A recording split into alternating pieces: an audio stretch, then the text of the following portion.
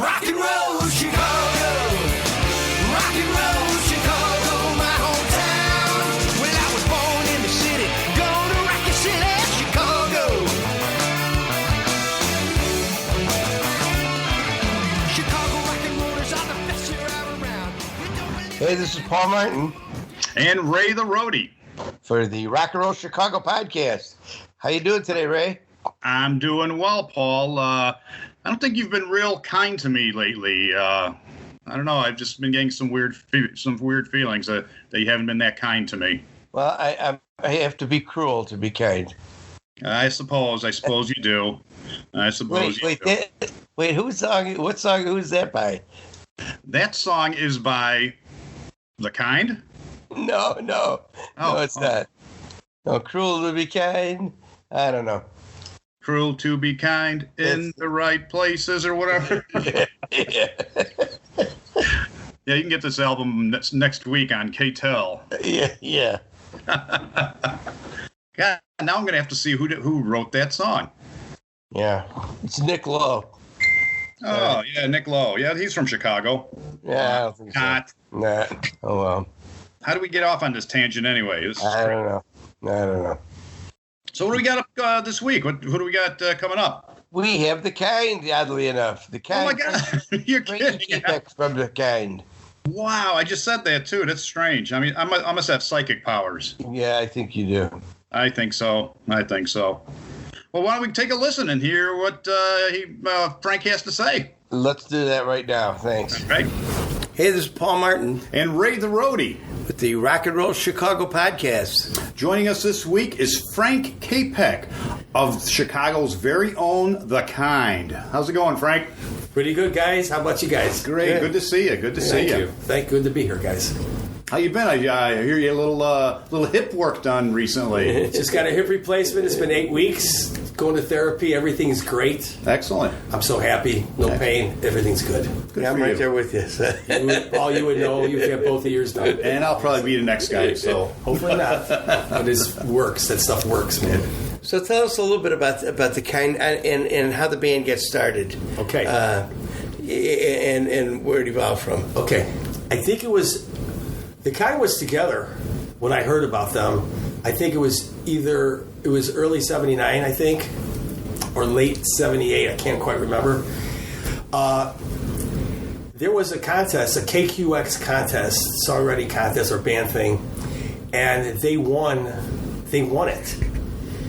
So the bass player from The Kind told me, the bass player that I was in Lovecraft with, told me about it. He goes, this Frank from The Kind's doing auditions. So he pulled me along, and we both did it. And so we got involved in it. This bass player was... I was in Lovecraft, and so was the bass player. And who was that? It was Mark Gardner. Okay. Yeah.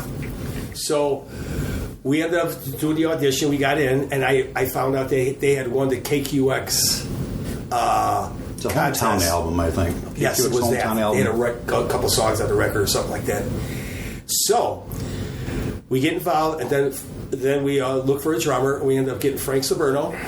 So it ended up being 3 Franks and a Mark in the band, which is kind of crazy. Yeah. So what had happened was a gentleman named Mike Scheid, who was an independent record promoter back in those days with Roy Chiavari, they were judges of the contest.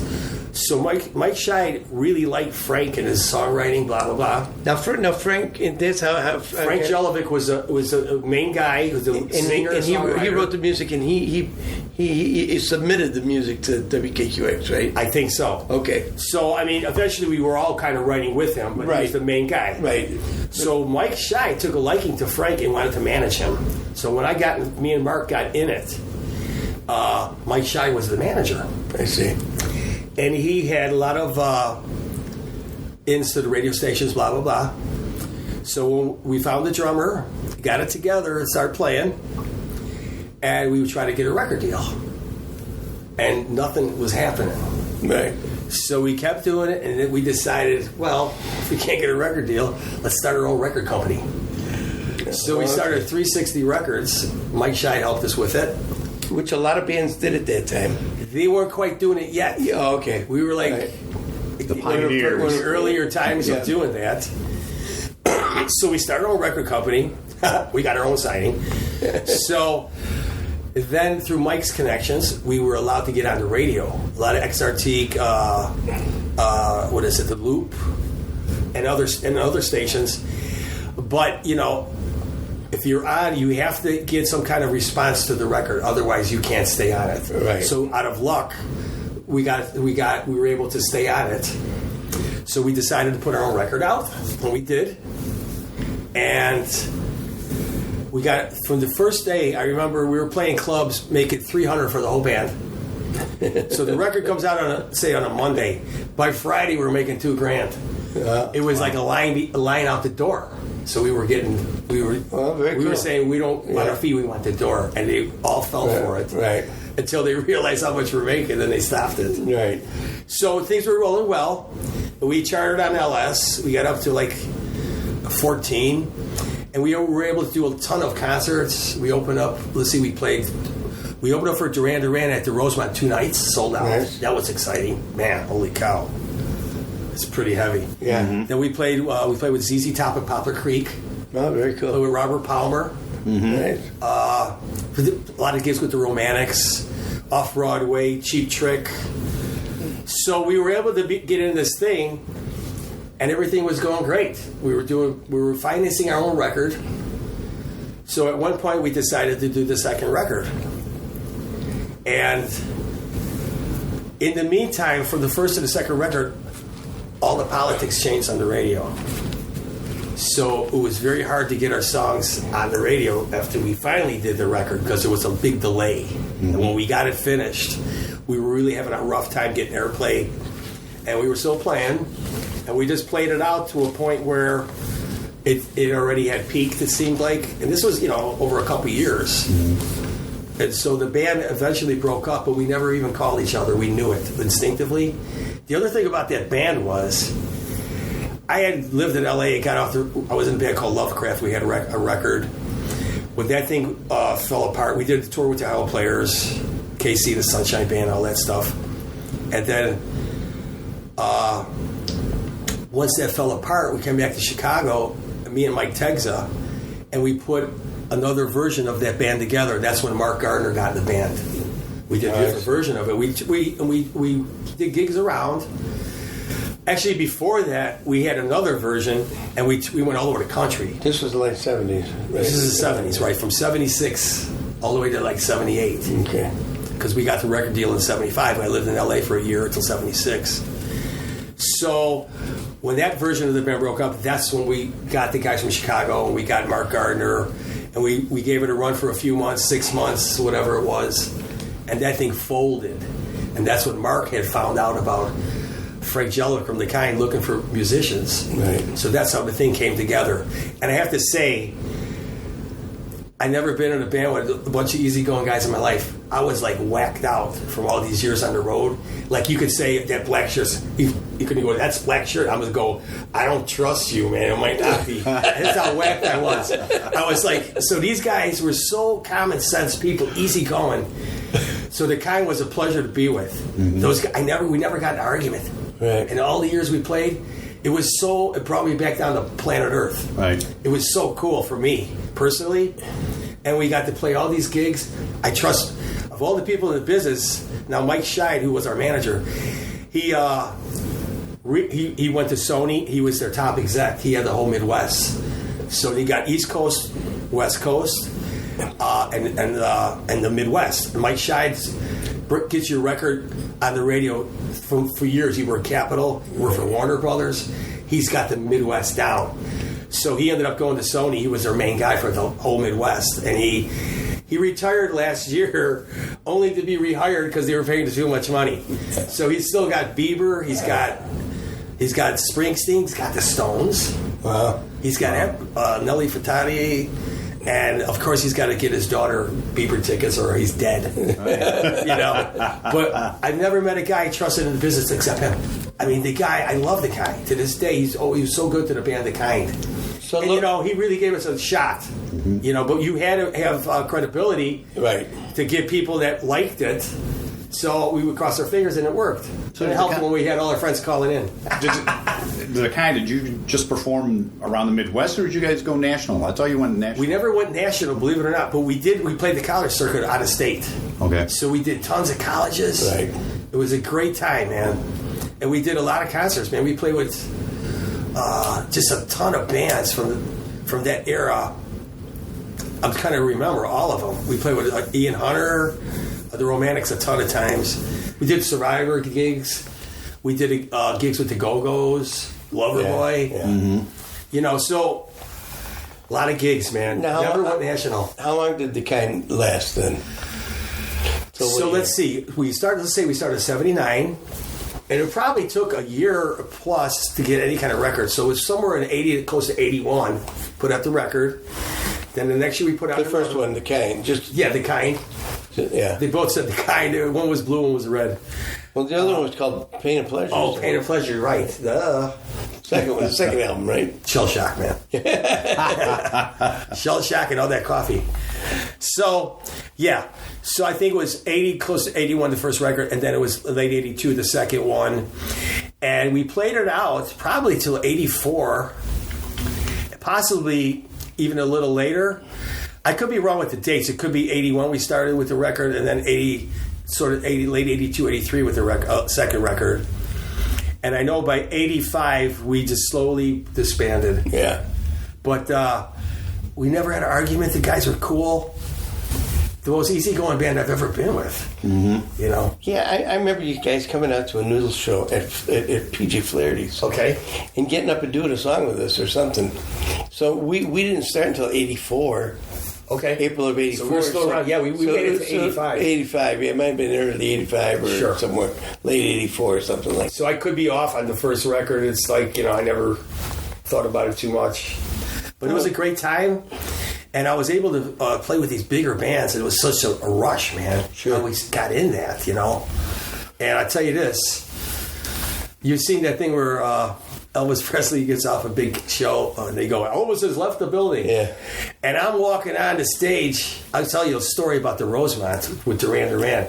I'm going, we've played a couple big stages, so it doesn't feel like my friend, like you're the other guitar player, you're down the block.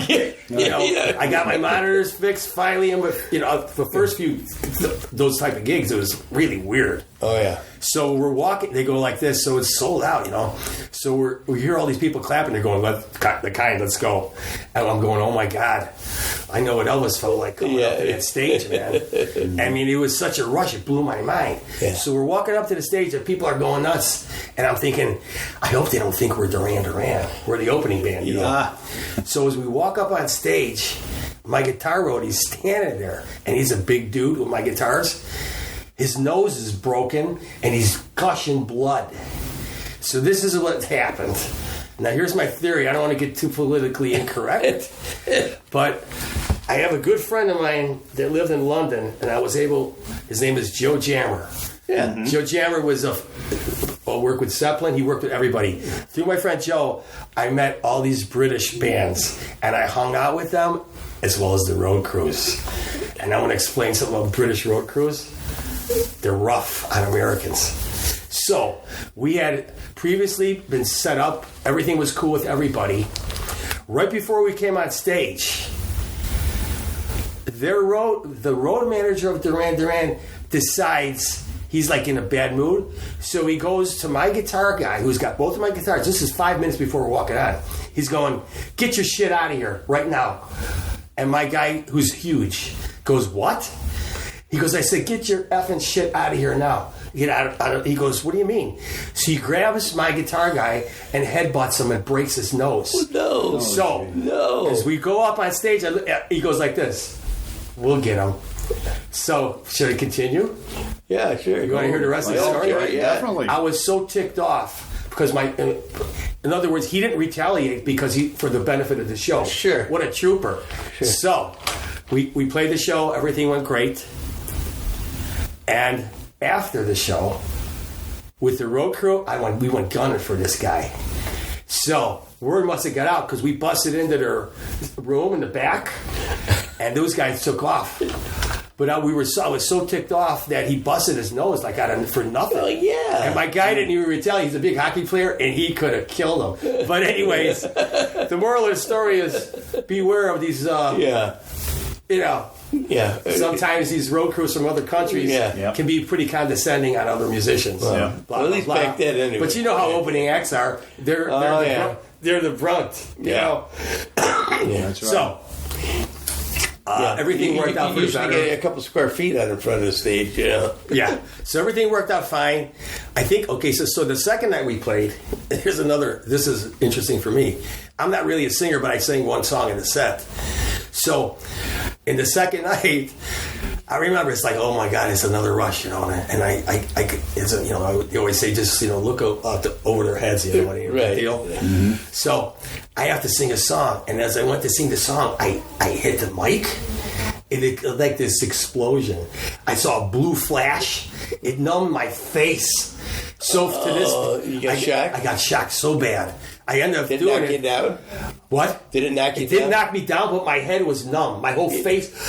So to this day, everybody goes, get up on the mic. And I go, not me, baby. I'll put the screen on it, but I'm still got this paranoid thing. It really hurt bad. Yeah. And my whole face was numb for the whole night. Yeah. It was like, I saw a blue flash.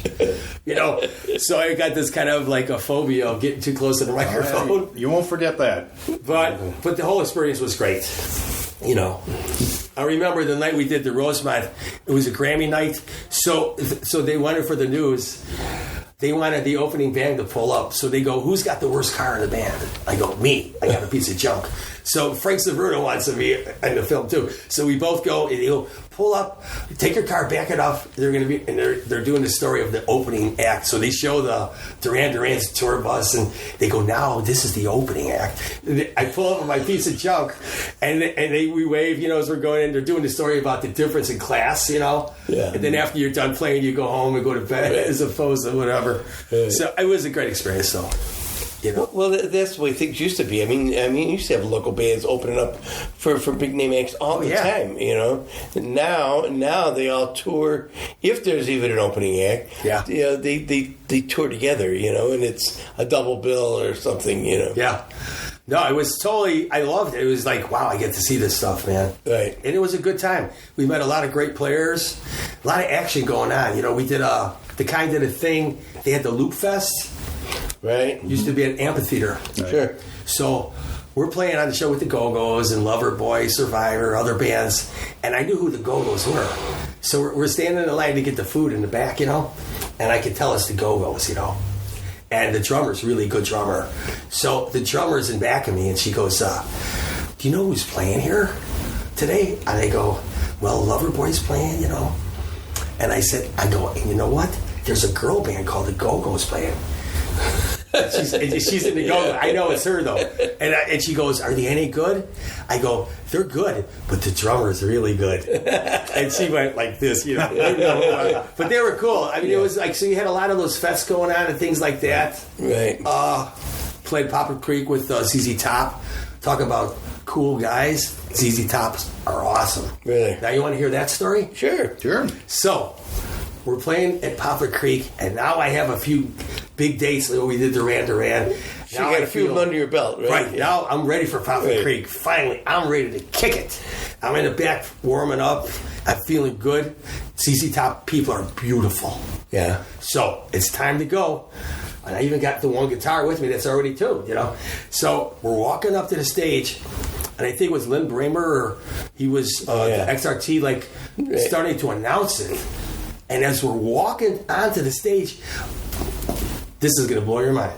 The union guys come going, start waving their hands. We're not ready yet. So the union guys were on a break.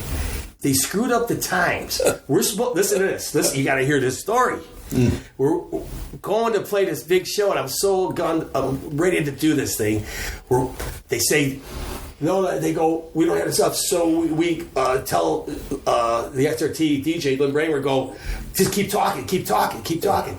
So each one of us guys ran to the side of the stage of the truck, opened up the case, grabbed one guitar, helped set up the amps. This is us guys in the band. Set up the amps, no pedal board, no tuning, nothing. Right. And plug it straight in, and they go. And I go like this, I'm going to die. Yeah. And it's like, I don't even have my pedal board where it's just straight, and we're tuning by ear. And all I kept thinking was, my mother used to play these show albums, and she had all of them, Gypsy Rose Lee. And I remember after we were going, the show must go on. The show must. So I'm thinking in my head, oh man, the show must go on. And it was, I never, we couldn't. Were you attitude? We were on it too, and I'm trying to smile through the thing. I can't even have my sounds, and it's packed. And I'm like, what the hell happened? So we did it. I remember afterwards, everybody took off. I walked around the audience like in a daze. Like, man, it's the worst. Yeah. But what are you going to do? Yeah. We smiled and shrugged it off. So the union guys messed the whole thing up. Right, well. It was strange, man. They've been known to do that. It was like, man. Yeah. Oh, yeah. But, can't have it all. God doesn't bless with both hands. That's right. So... But nonetheless, quite the experience. And ZZ Top guys are awesome people, man. So you guys, from the inception of when you joined the Kind, you guys all stayed together through the whole... Stayed together. Us four. Okay. It was, like I said, those guys were so easygoing. And Mike Scheid was so easygoing. There was no dissension, no feeling bitterness about nothing. It was a pleasure. It was easy, And that's a big part of the fact that I was with them. Because I go, these guys are pretty cool, man. So who's left? Huh? Who's left? Well, the band eventually broke up. Frank Jelovic, he ended up going with the Legends, a band, because our bass player Mark was in the band. Mm-hmm. They were doing cover stuff around. So Frank was with them for a year or so. And then Frank got killed in an elevator accident. Right. He was an elevator guy, a union guy, and his father-in-law was actually the president. He went to school for it. And it just blew my mind because I kept in touch with Frank, man. And I got a call one day from Frank Saberno. No, from Mike Scheid. And he said, Frank's dead, man. I go, what? It blew my mind. I had to call Frank Saberno, and we just, it was rough. Because he was such a good person, Now is Mark and Frank the drummer still around? Okay, let's check this one out. Frank Saberno, drummer, he moved to L.A., and he was in bands for a while, trying to get other bands, practicing all the time, trying to do this. It became harder and harder for Frank Saberno. So Frank got into tennis. Now this is the crazy part for being a musician drummer. He decides he's going to get deep into it. So he starts practicing every day, 10 hours a day. And he ends up being a tennis instructor for the stars and for the professionals. Really? He had some kind of talent. He can spot a weakness. So Frank, to this day, teaches not only the movie stars like Clint Eastwood, Regis Philbin, all these guys, but the top tennis players, because he can spot a weakness in a player and he can fix it. Wow. Isn't that crazy? It is. I go, how did you pull that off, man? He goes, it's practice, man. Yeah. Because he had a real rough time with finding a substantial gig, how that goes. Yeah. It's tough, man. And Mark Gardner, he was always part owner of Naperville Music, and he still is. Oh, okay. So he still runs Naperville Music, and he was doing the band The Legends for years, and then that folded. Mm-hmm. But check this out. So Mark Gardner's son, one day we were playing with the Moes nowadays, right, and he brings his son, and his son's like 10 years old, and he goes, my son wants to get up and play and sing Roadhouse Blues, and I go, can he play? And he goes, Frank, yeah. So we let him. It was a Sherwood concert. We let him get up, and I go, are you in tune? He goes, I'm in tune, and he plugged in and played and sang. He was great. So I gave him lessons. A couple lessons. So now let's fast forward. He was a little kid, 12 years old, a little short, heavy-set kid. Now, by the time he's now 17, 18, he's tall and thin. He's a great songwriter. He just got signed to Warner's. Really? Wow. And great. I heard one of his songs in Blue Bloods. So, Mark, the bass player from The Kind, his son is on his way. Cool. That's cool. And his name is Dylan Gardner. Isn't that crazy? Oh, you know what? Somebody told me That's his about it. Somebody just told me about it. I want to say it was Stormy. Remember Stormy? Yeah. Robert Steves was telling me about him. The kid was. Bet you I got his name in here somewhere. Yeah, it's just, God bless him. I hope he does it, And we got together with him. Dylan Gardner, That's right him. there. So, a few months back, we got a call. He was playing in town, somewhere downtown, I don't know where, Naperville or something. And he wanted us to play Total Insanity. So me and Mark Gardner, along with his son in his band, and his other son plays drums, we performed Total Insanity at this event with Dylan Gardner singing it and playing. Total Insanity, which is One of the kind. single. Well, it was a single, right? Yeah. One of the singles. Yeah. And I had to go back and listen to it and learn it because I couldn't remember how to play it. Yeah. And it was a gas. Oh, that's cool. The youth of these guys, man, they're really pumped up. It was fun. Yeah. So we had a good time. And Mike Shine came, of course. Yeah. And he's trying to do some things for try to help him out. So tell me about and now you said you did some writing, right? With the gang. Now what about Love by You, which was your hot So song here's the off thing. first Frank album? I have to admit, Frank was the best writer of the band. But we're all trying to get things in. And I used to, on my days off, I'll sit in front of TV and I got my boogie box. Right. And if I get something I think is cool, I tape it. Right. So I was watching a Sugar Ray Leonard fight. And I was, Saturday afternoon, I'm just dillying around. And I came up with some idea. So I taped it.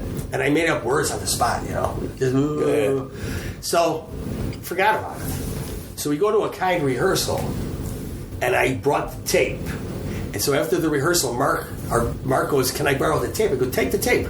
So Mark gets home with the tape. He puts it on the wrong side. And it's all my little things. So he heard that something I came up with. And it was Love by You. I had all the music. I just mumbled the words and had the melody. And he filled in a hole with the words. He put it on a 4-track, put a drum beat to it. So he comes back to practice. And he puts this thing on. And I go, "What's that?" He goes, "That's your song." I go, "What are you talking about?"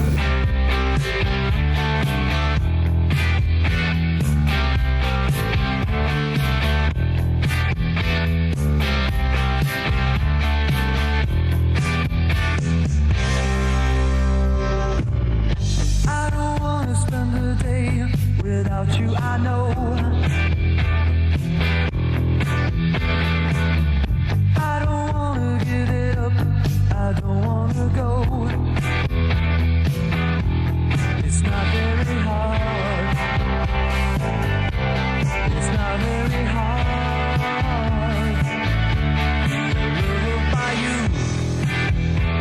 Oh yeah. If it wasn't for him, it would have never even been here. So you it's wrote called Love by You. Yeah. I wrote it, and Mark helped me write it with some lyrics. Now, Frank, it was like just...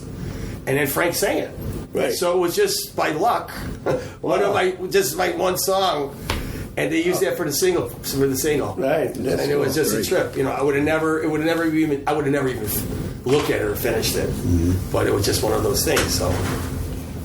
And off Pain and Pleasure was I've Got You. That was a combination of the band. I think Mark, that was one of Mark's songs.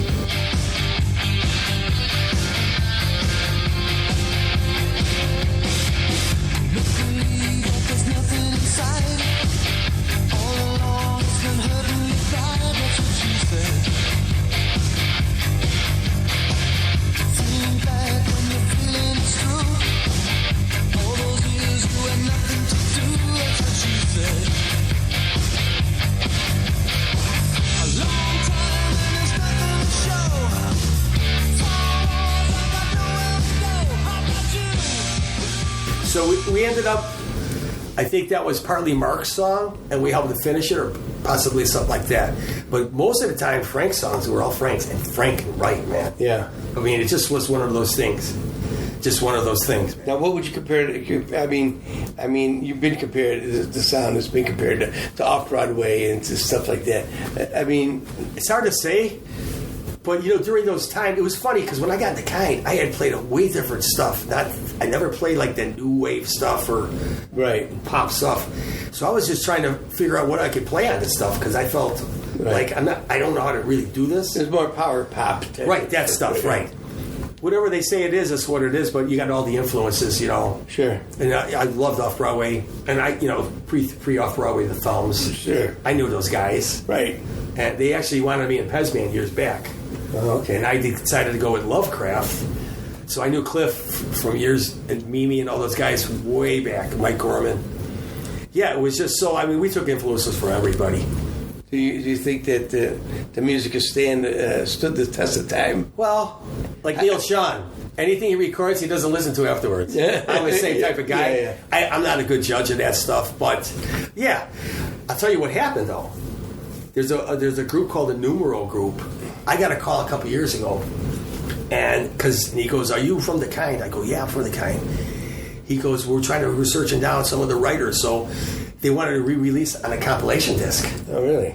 So I said, sure, you know. So I got a hold of Mike Scheid, and he helped negotiate it. And I actually made royalties. We made royalties on it. And listen to this. So here's the clincher. About a month ago, or a little longer, Netflix, the Motley Crue movie. Right. It's in the movie. Really? Total Insanity's in the movie. Oh, Total Insanity is? Total Insanity. It was from the compilation disc. 2 Yeah. songs. The Numero Group, who re-released it, got it into the movie. So it's actually in there for over a minute. Really? The song. I saw the movie, but I saw it too. I haven't even seen the movie. I guess when they're in a bar, they're talking on the jukebox somewhere in the background. It's in there. That is Oh, really? awesome. And I never seen it yet, but they said the good part is that it's over a X amount of time. If it's like under 20 seconds, or Right. something, there's no royalties or Right. whatever. Right. So supposedly we're supposed to get something from Netflix, and then from ASCAP. Right. You know, Right. and we'll see what happens. But it made an old guy feel pretty good. You know what I that's mean? pretty great. Whether I like the song or not, it was just. It brought back a lot of So has any of this stuff ever been put on digital or put on a CD or anything? You know, I don't think so. It's just been like people have taken and done that to it. I'll tell you one other story during the Kind. Mike Scheid got it to some other artists, some other major label people, and they were recording a record. They wanted to put it out. They wanted me to do the recording for it. So I went up to Libertyville, and some producer came in from L.A., and it was already done. I just had to put my solo on it, I think it was. But the good part was that Ray Gomez was playing guitar on it. Now, he played with Chick Corea and all these other people. He was a great section player, so I was like blown away. And what song was this? Loved by You. Oh, Loved by You. He did a different take to it. It was a female singer. So it was like, who was that? Terry Bozzio's, remember the band he had with the girl, his wife was singing? Walking in L.A. What were they called? It was sort of a sound like that. Yeah. But I was blown away by the fact that the guy that played guitar, not the solo, Yeah. was this guy Ray Gomez, who played on tons of. I knew his awesome. work from the different sessions. I heard him on records and stuff. So you did the solo on it? So I went and did a solo, and I have no idea whatever happened to it. Really? That was it. I never heard about if it got released or it didn't. Yeah. But it was pretty. Oh, yeah. For a guy from the South Side being involved in this stuff, it was pretty cool. Right. It felt pretty good. Just to have somebody come back and record your stuff is Yeah, it's like very cool. compliment to me, you know. Yeah. It was just like an afterthought of watching Sugar Ray Leonard fight. But I came up with the words. It just says boom. Sometimes they come to you, sometimes they don't. Right. And if you don't catch it when it happens, you ain't gonna remember anything. Right. So by the luck, I had the chorus and I had most of the words. I made them up on the spot. Right. But it's just luck. Yeah, sometimes Never happened since. Sometimes that happens. It just, they come to you and all of a sudden you've written something down and you go, wow, where'd that come from? Thank God I wrote it down because I would have never remembered. Right. So it can happen anyway. So it's just funny. And people come up, they go, I know what it means, you know. Yeah. But, you know, Oh yeah, a lot of things. That's the great thing about any kind of music is that people see different angles of it. You know, it has different meaning. It's all legitimate too. to Doesn't different- matter. right? To different individuals, right? That's awesome. Have you done any more writing of anything? I have. Okay. I actually, strangely to say, my little nephew became a musician, singer-songwriter. He was in college and stuff, and he got out, and he was back in Chicago, and he called me up, and he was. I said, oh, you're in Chicago, he's trying to put a band together. I said, I'll help you put a band together. So he goes, what about you, man? I go, you want to be in a band with your old uncle? Are you sure about that? So anyways, he said, sure. So we put the thing together. It was called Cry Uncle. And my nephew, Ian Crockett, was a guitar player, vocalist, songwriter. And he's actually got a song in one of Will Smith's movies, 7 Pounds, because his older brother is the producer. I have only 2 people in my family besides me are in entertainment. My oldest nephew is a big Hollywood producer. Really? And his brother, Ian, is a guitar, songwriter. So we wrote songs together, made our own CD, and that thing, it never took off or nothing, but it was fortunate that, we played some stuff, and I wrote some stuff with him. And, yeah, still right. So tell me about the Lonesome City Kings. Okay. Kevin Lee was come from Champaign-Urbana, but he's been around a lot of bands, different bands. Kevin Lee and Heartbeats. Correct. Joey Setner from Holland and these other bands. He was in Joey. He's got the blonde hair. Yeah. And Brad was the drummer. So one day, I get Kevin's brother gets a hold of me. I knew Kevin and his brother Kyle, and he goes, my brother's putting a band together. They're out in L.A. They're coming back to the city, and they want you to play guitar. So I did. I said, sure. So they all came back from L.A. Kevin was out there with Joey Setner. Brad was not there. And they came back, gave me a call. We started rehearsing. We had to find, we got Brad to play drums. We got Pete Spira, great keyboard player, man, to play keys. So we ended up writing with Kevin, but it ended up being like this. It wasn't jiving with what he does, so we let Kevin write the songs. We split the publishing, had our own publishing company, which is totally fair in business. Right. And put the thing together, tried various musicians out, got it together, and got a record deal.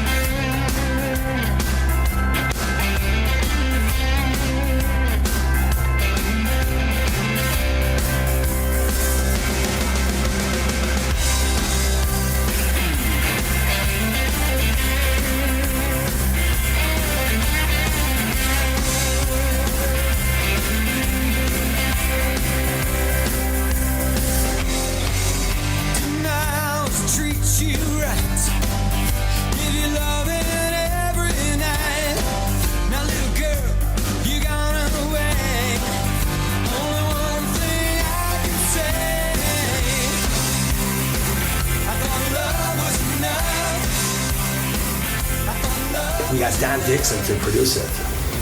Don Dixon did R.E.M., Smithereens. Okay. Critics love him.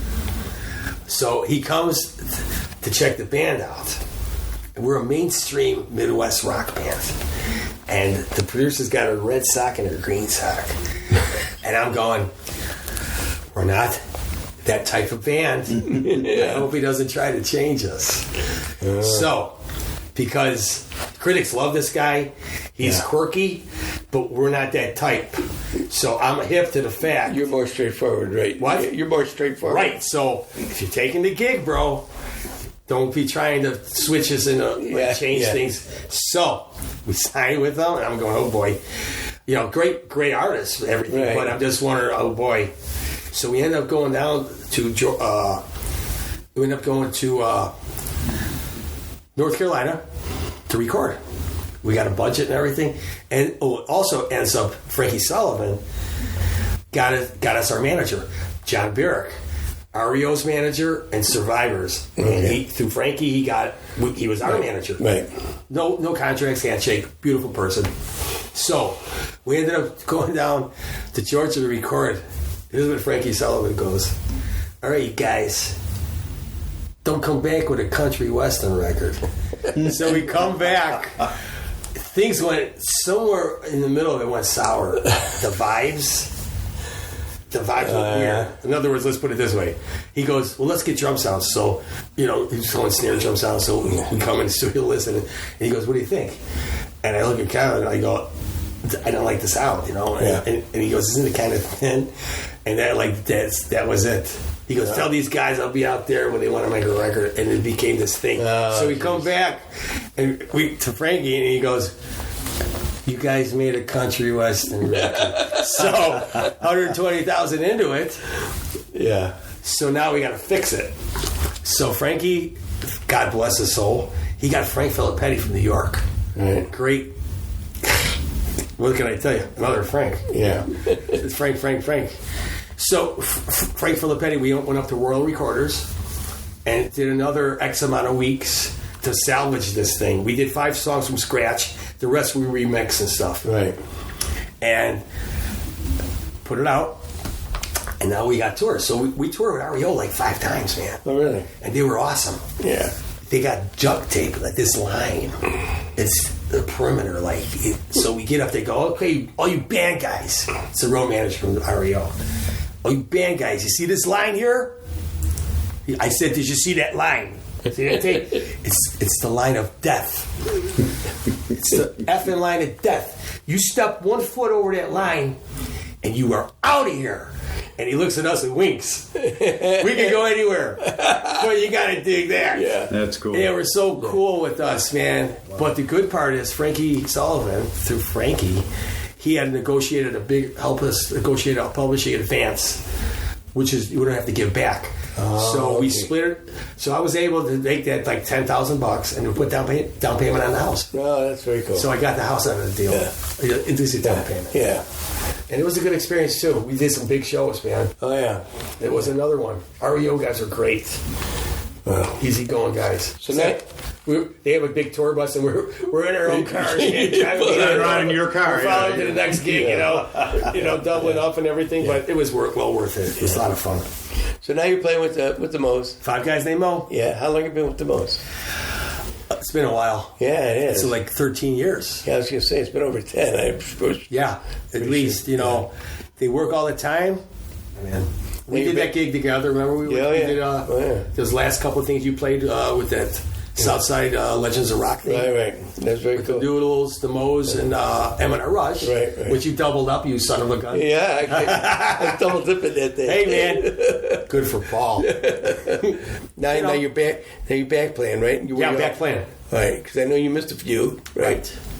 I've been back a few weeks. Okay, cool. And I have no pain. I'm really feeling good, man. Good. You guys got a little triple play coming up in Bolingbrook, too, with Cadillac Groove and Tynan, is it? And that's at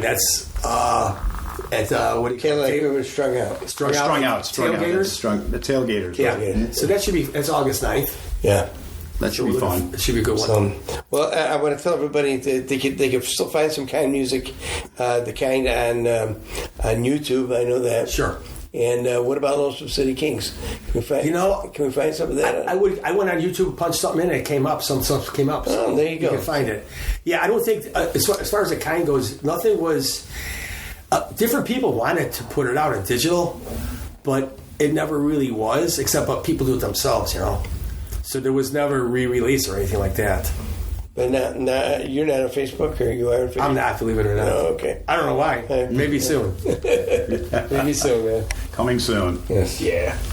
Well, thanks a lot, Frank. It was great talking to you. Yeah, it was fun. A lot Good of fun. seeing you guys again. We've crossed paths many times. Oh, yes. Yes, we do. At these gigs. Yes, we do. Yes, we And do. like I say, whatever stays, we don't talk.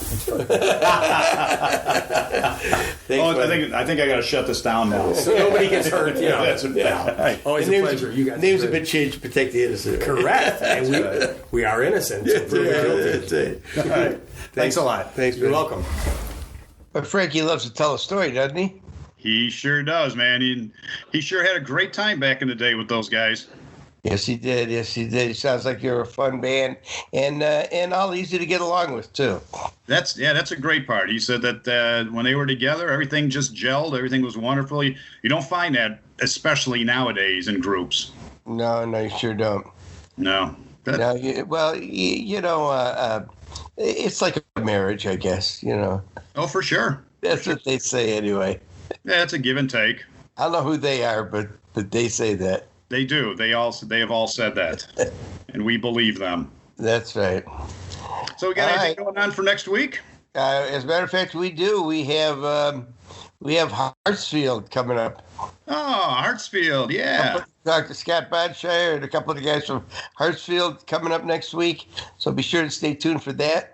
And meantime, be sure and share and and listen, and be sure and tell all your friends about the Rock and Roll Chicago podcast. Most definitely, you got to do that. And hey, you know what? If you stop out at Pierogi Fest this coming weekend, you might see Grandma there. Okay. Good. All righty. I hope so. Yeah. I hope she's bringing her pierogies. I'm sure she will. Those pickled herring are wonderful. Yes. All right. All righty. We'll talk to all you guys next week. Thanks for listening. Thank you. Rock and roll Chicago.